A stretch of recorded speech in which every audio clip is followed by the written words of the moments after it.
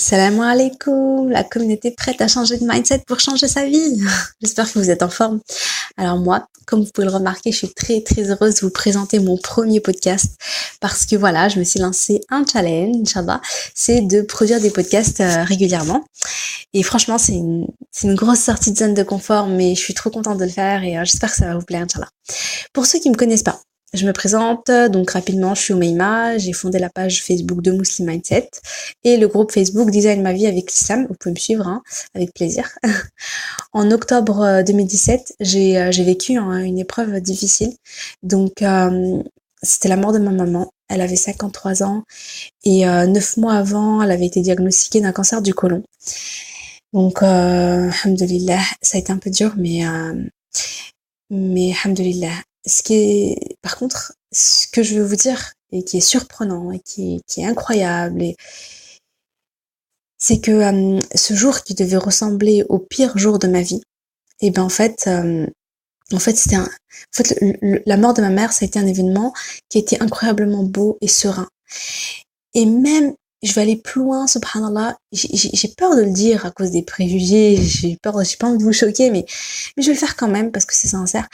Je peux même dire que assister à la mort de ma mère, ça a été le plus beau jour de ma vie, subhanallah. Parce que Allah, il m'a fait le cadeau d'assister à une mort qui était magnifique, en fait, subhanallah.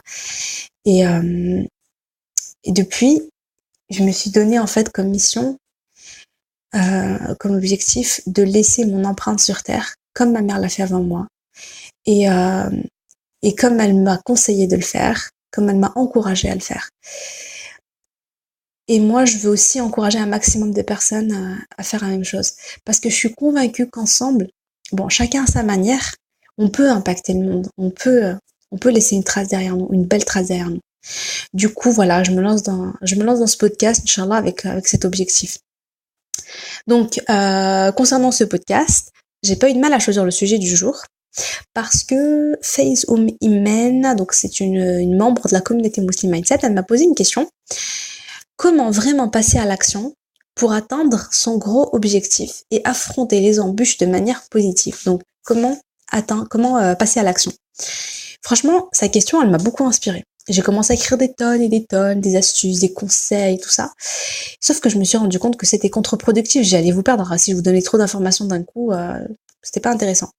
Donc j'ai réfléchi à comment synthétiser pour donner les conseils les plus pertinents, vraiment le conseil le plus important même. Ce qui est le plus productif et que vous pourrez appliquer tout de suite. Mon objectif, c'est que vous passez à l'action. On n'est pas en train de parler de passer à l'action en théorie. Hein. Je vous dis, puis vous appliquez tout de suite après. Donc c'était, ça m'est apparu avec évidence. Le plus important, c'est quoi? C'est la motivation. Enfin, c'est pas le plus important, mais là, je me suis rendu compte que la motivation, c'est ce qui nous fait bouger. Ok? La motivation. Et on peut transformer le mot motivation en motif à l'action. Quel est le motif qui te fera passer à l'action? Autrement dit, quel est ton pourquoi? C'est quoi le but derrière ce gros objectif? Ok? Et il est là le secret. Plus ton pourquoi est important, plus il a du sens et plus ta motivation et ton énergie iront crescendo. Un rappel en fait, en tant que croyant, Allah subhanahu wa ta'ala, il nous a créés pour le connaître et pour l'adorer. Vous êtes d'accord?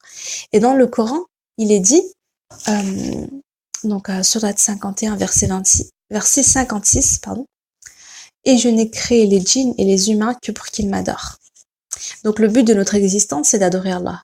Et ça, c'est le pourquoi le plus puissant qui soit. Et si tu parviens à donner du sens à ton objectif en le reliant à l'adoration d'Allah, et ben tu gagnes à tous les coups. Parce qu'Allah, il va mettre la baraka dans ton projet, tu gagneras des hasanats. En fait, tu bosses sur ton projet et puis tu as des hasanats puisque ton intention, c'est pour Allah. Tu fais ça pour atteindre sa satisfaction. Je te donne un exemple concret pour que ce soit clair.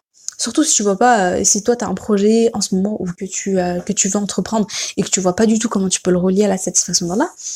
Je te donne un simple exemple. Imaginons que tu veux lancer une boutique e-commerce. Ok? Qu'importe. Bon, disons que tu vends des tenues pour femmes voilées. Alors, quelle est ton intention? Sachant que l'intention, le pourquoi, il faut être honnête avec soi-même. Hein. Tu vas pas chercher un pourquoi qui a l'air sympa ou qui a l'air bien ou quoi. Non, tu regardes sincèrement qu'est-ce qui te donne vraiment envie de le faire, qu'est-ce qui te motive vraiment. Est-ce que c'est d'apporter une aide, une solution à un problème donné, d'être utile? Ok, ça c'est facile. Est-ce que ça peut être l'argent? Voilà, tu veux être indépendant financièrement, tu veux pas avoir à demander aux autres, tu veux être riche, voilà.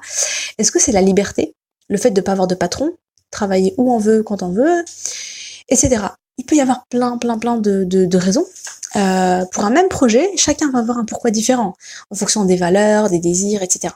Ce qui est intéressant, c'est quoi? C'est de creuser ton pourquoi, ta valeur, et d'aller encore plus loin et de relier l'essence de ton pourquoi à comment obtenir la satisfaction d'Allah. Je m'explique. Je m'explique. Donc je disais, par exemple, on reprend les trois exemples que j'ai donnés, les trois pourquoi que j'ai donnés. Bon, si c'est pour aider, être utile, c'est facile, donc on sert la communauté, donc en servant la communauté, bien sûr, Inch'Allah, tu atteins la satisfaction d'Allah, voilà. Là, c'est facile. Si c'est l'argent, tu aimes l'argent, tu veux être riche et tout ça, parce que tu peux te mettre comme intention, c'est la main qui donne, elle est meilleure que la main qui reçoit. Tu te mets dans l'intention de, voilà, tu es riche et avec ta richesse, tu utilises ta richesse pour servir, pour servir sur le chemin qui va te permettre d'atteindre la satisfaction d'Allah. Avec l'intention, par exemple, de faire l'aumône, d'aider des personnes qui sont dans le besoin, d'aider sa famille, etc. Si c'est la liberté, eh ben, ça peut être la liberté d'adorer Allah sans contrainte. Tu peux faire la prière à l'heure, tu peux porter le voile, tu peux avoir ta barbe tranquillement, etc. Donc en fait, on voit qu'il y a plusieurs manières d'obtenir la satisfaction d'Allah. Et en réfléchissant donc à par quel biais, en fait, par quel moyen je vais atteindre la satisfaction d'Allah à partir de mon pourquoi, eh bien, ton intention, elle grandit, elle est plus forte.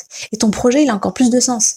Et du coup, tu as encore plus de raisons et de motivation à le faire. Sauf qu'avec le temps, on oublie un peu notre pourquoi, on le met de côté, ou alors son intensité va diminuer. Bah, c'est normal en fait. Du coup, il faut mettre en place des actions qui vont le fortifier et le faire grandir en nous, qui vont permettre de raviver la flamme du feu de notre motivation. Donc moi, je vais vous présenter 3 clés. D'abord, la première clé, c'est l'invocation quotidienne. Le fait de parler à Allah dans vos prières, Allah subhanahu wa ta'ala, dans vos prières de votre projet, de lui demander son aide, de lui demander qu'il vous facilite, qu'il vous ouvre les portes du bien. Et tout ça en utilisant ses plus beaux noms, comme Ya Fattah, Ya Wakil, Ya Karim, Ya Mujib, Ya Rahman, Ya Rahim. Vous mettez de l'émotion, vous mettez de la gratitude, parce que quand vous demandez, vous savez en fait, soit Allah subhanahu wa ta'ala il vous donne, soit il va vous donner plus tard, soit il va vous donner mieux que ce que vous vouliez, et soit vous serez récompensé après votre mort. Donc en fait, ayez confiance en Allah, ayez confiance en sa puissance, ayez confiance en sa sagesse, en sa hikmah, remettez-vous en lui et foncez. Franchement, quand on a travaillé son intention, donc qui est de rechercher la satisfaction d'Allah, quand on l'a invoqué, quand on a fait salat istikhara, et ensuite on avance, en s'en remettant à lui, on devient inarrêtable. Franchement, quand t'as Allah avec toi, il n'y a plus rien qui t'arrête. C'est puissant, subhanallah. La deuxième clé, c'est la visualisation. Chaque matin, prenez 5 à 10 minutes pour visualiser votre objectif comme s'il était déjà atteint. Vraiment. Voilà, vous ressentez les émotions, ça y est, c'est fait. Vous êtes en plein dans votre pourquoi, vous êtes plein de gratitude envers Allah, alhamdulillah, vous êtes heureux, vous voyez avec le projet accompli, vous entendez ce qu'on vous dit, vous ressentez les émotions avec force, et tout ça avec le maximum de détails, ok, des couleurs, des sons, etc.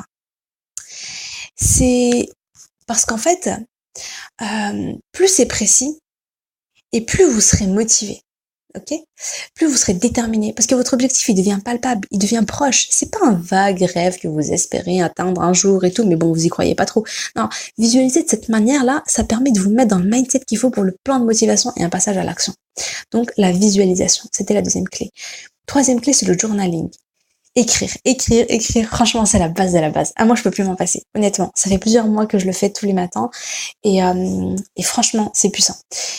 Et je vous le dis, hein, vous n'avez pas besoin d'avoir une plume extraordinaire pour écrire. Hein. De toute façon, il n'y a personne qui va vous lire à part vous. Enfin, à part si vous voulez le partager, mais bon, personnellement, je fais lire à personne. Hein. Mais chaque jour, prenez 10 minutes et écrivez. Voilà, prenez 10 minutes et écrivez à propos de votre projet. Notamment, donc là on est en train de parler d'un projet, etc. Mais vous pouvez aussi écrire sur vous pouvez écrire des réflexions, des choses qui vous sont arrivées, etc. Hein, parce qu'il y a beaucoup d'utilité dans l'écriture. Vous utilisez le je au présent et vous faites comme si c'était déjà réalisé. En fait, en écrivant, écrire ça permet de changer vos croyances, les croyances limitantes. Hein. les pensées négatives qui sont liées à votre projet. Ça vous permet de combattre vos peurs, les doutes, les waswas du shaitan. Il faut savoir que chaque jour, on a environ 60 000 pensées. Et 80% de vos pensées, c'est les mêmes que la veille. Donc chaque jour, en fait, vous vous racontez les mêmes histoires du passé. Et le problème, c'est que vous construisez votre avenir à partir de ces histoires-là. Donc si vous avez subi un échec ou des choses comme ça dans le passé, vous ne voyez que des échecs en fait dans votre avenir. Donc en fait, le meilleur moyen d'intervenir dans ce processus est de changer vos pensées pour changer vos actions et réorienter votre vie. L'écriture, c'est puissant. Parce qu'à ce moment-là, quand vous écrivez, vous avez le contrôle. En fait, vous changez le cours de vos pensées et vous décidez consciemment, voilà, vous êtes positif, vous êtes optimiste, vous avez confiance en Allah et vous écrivez noir sur blanc votre projet, les actions à faire, les résultats que vous espérez. Écrire, subhanallah, ça permet de contrôler donc le processus inconscient de la pensée et de le réorienter à votre avantage. Si vous le faites tous les jours, eh bien, vous vous reconditionnez. Et ouais, c'est puissant, hein, subhanallah, je vous le dis. Hein. Écrire, ça permet de vous connaître, de vous comprendre, de vous analyser et de vous améliorer. Et en fait, vous découvrez vos failles et vos points forts. L'écriture, ça permet de se reconnecter à soi, à son intuition. C'est vraiment un processus intéressant. Et concernant le passage à l'action, écrire chaque matin sur votre projet en répondant à la question si tout était possible, si je pouvais tout faire, tout était à ma portée, si j'avais la capacité, les compétences, l'argent, je ferais quoi de ma vie? Qu'est-ce que je ferais de ma vie en fait? Où est-ce que je mènerais ma vie? Et là, vous notez votre vision, celle qui vous anime profondément, votre pourquoi dont on a parlé au début. Et donc pour récapituler, donc voilà, vous trouverez la motivation dans le motif à l'action, c'est-à-dire le pourquoi. Donc interrogez-vous, c'est quoi votre vision? Qu'est-ce qui vous anime vraiment, vraiment, vraiment? Mettez des mots dessus et reliez-le à la satisfaction d'Allah. Donc ça, c'est une première chose. Et ensuite, chaque jour, ravivez la flemme de votre motivation avec les invocations quotidiennes, la visualisation et l'écriture. Donc voilà, j'espère que le message est passé. Hein. Pourquoi invocation, dua, confiance en Allah, visualisation, écriture, tout ça tous les jours. Maintenant, je voudrais quand même vous dire que c'est normal d'avoir des baisses de motivation. Quand ça arrive, on l'accepte. On fait une pause si on a besoin. Par contre, il faut rebondir. Il ne faut pas rester trop longtemps à terre. Il faut aussi apprendre à se discipliner. Parce que si on compte que sur la motivation, c'est risqué. La motivation, elle est fluctuante quand même. Même si avec ce que je vous ai donné, bon, ça permet d'avoir une certaine constance, mais ça fluctue. Donc il faut apprendre à se mettre devant son bureau et à faire le travail qui nous fera avancer, même si on n'en a pas envie. Et la discipline, c'est une habitude qu'on prend. Hein. Donc, je crois qu'il y a une citation qui doit dire quelque chose comme la motivation nous fait débuter, l'habitude nous fait continuer, un truc comme ça. Mais voilà. Donc en fait, il faut donc au début, c'est motivation, et le temps de mettre, disons, l'habitude en place. Une fois que l'habitude est en place, alhamdoulilah, c'est plus facile. Donc voilà, on arrive à la fin de ce premier podcast. Je sais pas du tout j'ai mis combien de temps là, je vais regarder. En tout cas, j'espère que ça a été utile. N'hésitez pas à passer à l'action dès aujourd'hui. Sinon, ça n'a pas de sens. Hein. Sinon, ça sert à rien. Ok? Si ça vous a plu, partagez, likez, commentez pour faire grandir la communauté, Inch'Allah. Et voilà, vous pouvez aussi me donner des idées en commentaire si ça m'inspire. Voilà, moi j'écris, il me faut du feu, il me faut de l'inspiration pour que je sois à fond. Donc si ça m'inspire, Inch'Allah, j'en ferai un podcast ou un article, on verra, Inch'Allah. Donc voilà, sur ce, je vous dis à bientôt, Inch'Allah, pour le prochain podcast. Salam alaikum.